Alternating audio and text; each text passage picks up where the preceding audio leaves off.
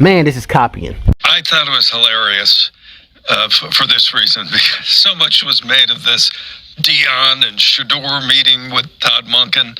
Dabo Swinney did the exact same thing and took exactly what Coach Prime was going to do for Shedeur for Deshaun Watson. Deshaun Watson's own college coach just showed up in Cleveland and ran Coach Prime's playbook word for word. Not a similar plan. Not a coincidence, according to the people inside the building. The exact same move at the exact same facility, aimed at the exact same coordinator, and it happened days after Coach Prime already set the blueprint for Shedeur Sanders. Browns insiders are calling it out in real time, and once you hear the timeline, you're going to understand why NFL people are furious that nobody is talking about this louder. Here's how this broke. Browns insider Mary Kay reported that Dabo Swinney, Deshaun Watson's coach back at Clemson, showed up at Browns OTA No. 9, not as a visitor watching practice from the sideline. He was in the building, working directly with head coach Todd Monken and his staff. Mary Kay put out a full report on it, and buried inside that report is the detail that actually matters here. A few days earlier, this exact building was buzzing about a completely different meeting. Coach Prime, Deion Sanders, had floated the idea of sitting down with Todd Monken himself, specifically to walk him through what makes Shedeur Sanders tick. Not stats, not measurables, the actual feel for the game, the way he reads defense, the stuff that doesn't show up on a spreadsheet but shows up on Sundays. That meeting got attention. People were talking about it. Analysts were asking Monken about it the day before it was even scheduled to happen. And then, out of nowhere, Dabo Swinney beats him to the room. Same building, same head coach, same purpose, except this time it's Deshaun Watson's college coach walking Monken through what makes Deshaun Watson tick before Coach Prime ever got his own sit-down off the ground. One analyst covering this straight up called it copying on the air without blinking. He said he thought it was hilarious because of how much noise the Shedeur and Prime version of this meeting had already generated. And then Watson's camp turns around and runs the same exact strategy, just faster. Think about what that means if you're sitting on the outside watching this quarterback competition play out. One guy's camp comes up with an idea to give the coaching staff a deeper read on their player, and instead of that idea being unique to Shedeur, it gets copied within days and applied to the other quarterback in the room. That's not normal offseason behavior. That's a camp that saw something working and moved immediately to match it. It was first reported by Browns insider Mary Kay. As you guys can see, Deshaun Watson, Dabo Swinney in attendance for Browns OTA.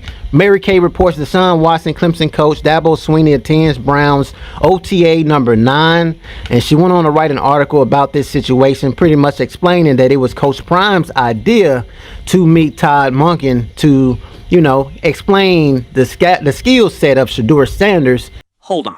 Before you decide this is just internet noise, listen to how the actual analysts covering the Browns beat reacted to this, because they didn't all agree it was innocent.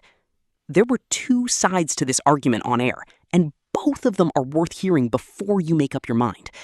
One analyst pushed back hard on the idea that this was calculated. His take was that Dabo Swinney has history with this building. He's been around since Watson got there.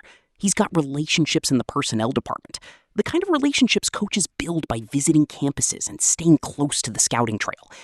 His argument was that Swinney does these tours every summer, visiting different NFL teams, and it just so happened his visit landed in the same window everybody was talking about Shedeur and Coach Prime. But here's where it gets interesting. Even the analyst making that argument admitted something important. He said, and this is close to word for word, that while Swinney is in the building talking to a new coaching staff, of course it comes up. You've got a brand new coach. You're going to pick his brain a little. You're going to say, here's what we're thinking for our guy. What do you think? And the other coach responds with, that's good, but here's something we saw work with a different guy. That is the exact same function Coach Prime described when he talked about sitting down with Monken for Shedeur, showing the coordinator what gets his quarterback going, what the tape doesn't show. So even in defending... So much was made of this Deion and Shedeur meeting with Todd Monken, and Monken had been asked about it the day before, and then the next day, here comes Dabo Swinney swooping in to upstage Coach Prime. I think, obviously, it was pre-scheduled. Before, it's not like they called Dabo and said, hey, can you come in, or he called them. I think it's coincidental. I really do. Now, he's been here before for previous coaches, ever since Watson's been here. So which is it? A coach doing his normal summer rounds, or a camp that saw Coach Prime's move and scrambled to match it before it even got off the ground? Because the next part of this story makes that question a lot harder to answer as just coincidence. Here's the piece that turns this from a debate into something closer to confirmation. When you go back and listen to how the analysts broke down what actually happened in that room, one of them said it flat out. Dabo Swinney did the exact same thing and took exactly what Coach Prime was going to do for Shedeur and did it for Deshaun Watson. Not a similar approach, not comparable, exactly what Coach Prime was going to do, executed first for the other quarterback. And this is where Coach Prime's own reaction becomes the most telling part of the whole story, because he addressed this directly, and he did not sound thrilled. He said he was actually supposed to make his trip out to Cleveland the following week to sit down with Todd Monken himself before a commercial shoot pushed the timeline.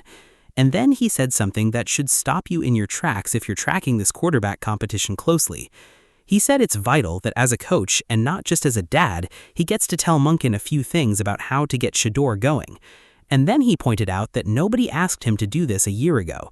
He said he doesn't understand why that wasn't already standard practice, especially when you consider a guy like Travis Hunter, who Prime coached for 3 years before Hunter got drafted to Jacksonville. Wouldn't you want to know what gets a player like that going and what backs him off? That's not a small comment.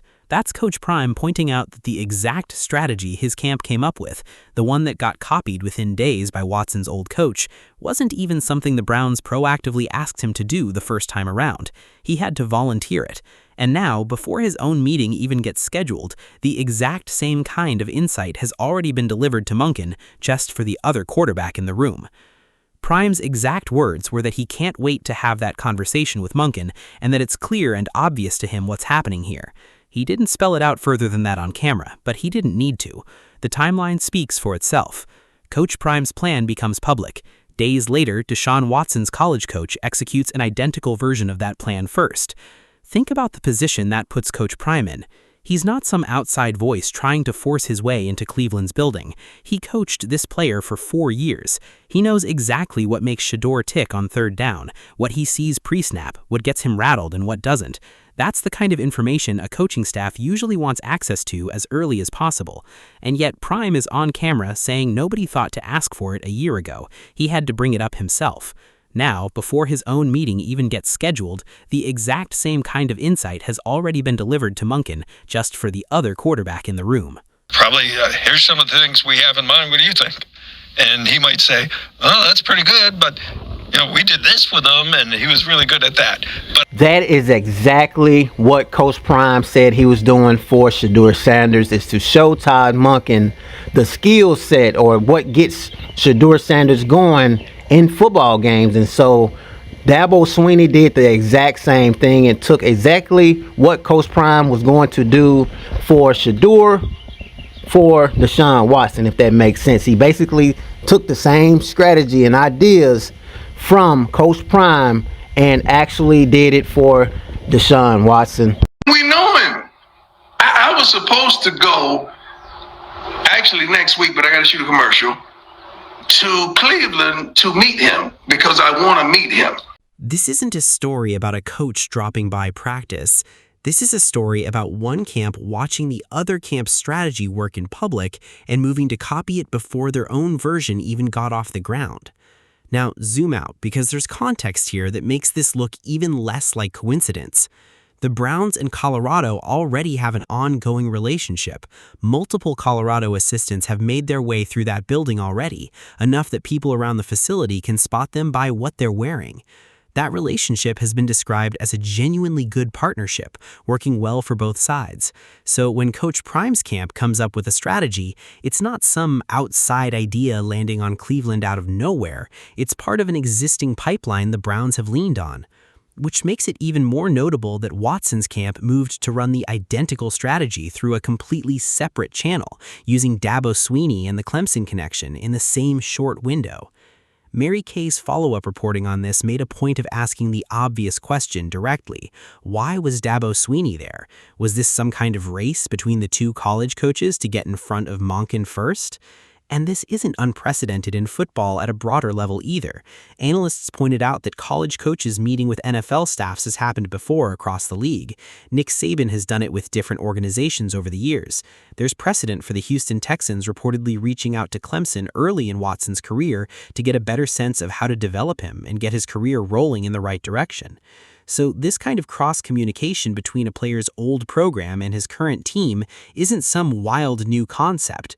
But that's exactly what makes the timing here so hard to write off.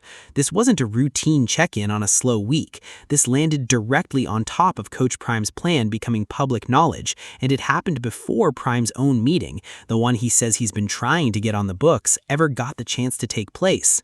When you line up the reporting, the analysts' reactions, and Coach Prime's own words about not being asked to do this a year ago, you're left with one camp that built something that worked, and another camp that saw it happening in real time and matched it immediately. And remember, this whole quarterback competition is being framed by people around the building as a real ongoing battle, not some formality before Watson locks the job back down. Watson's coming off 2 Achilles tears, a fully guaranteed contract worth well over $200 million, and an offseason that one Browns reporter described as strong early before tailing off. Shedeur, meanwhile, is the guy the reporter said bridged the gap. When the margins are that tight, every extra edge matters. A college coach walking your new offensive staff through exactly what makes you tick isn't a small favor. It's a competitive advantage, and it's one camp clearly decided they couldn't afford to let the other side have alone. Mary Kay reported today Deshaun Watson's Clemson's coach, Dabo, watched OTA number 9 at Browns today with his staffers and talked to Todd Monken and assistants. Why was Dabo Swinney there? Like, is this going to be, like, does Dabo think, or does Deshaun think he's in, like, an arms race versus college head coaches to try to my college head coach can discuss things with you, too. Well, what's Monken going to say? Do you still think he's the Michael Jordan of football? Is that what do you think that's Swinney? Like, I know this has not been a thing across NFL history. Yes, some coaches have met with head coaches. Some D1 coaches have met with head coaches. It has happened before. Nick Saban's met with all sorts of different people, but it is not a constant throughout the NFL.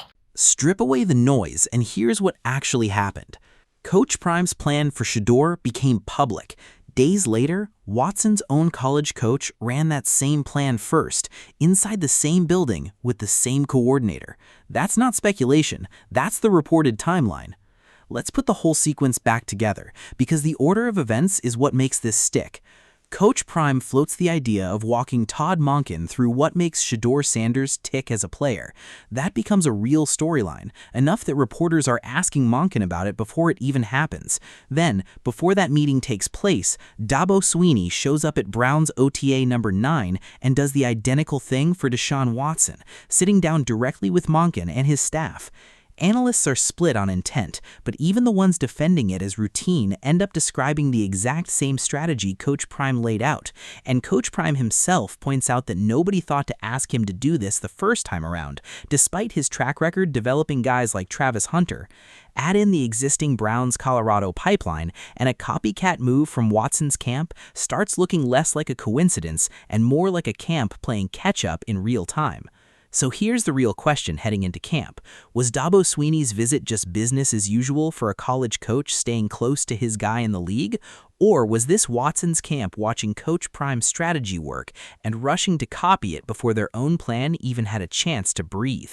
Drop your take in the comments. Coincidence or copycat? Smash like and subscribe.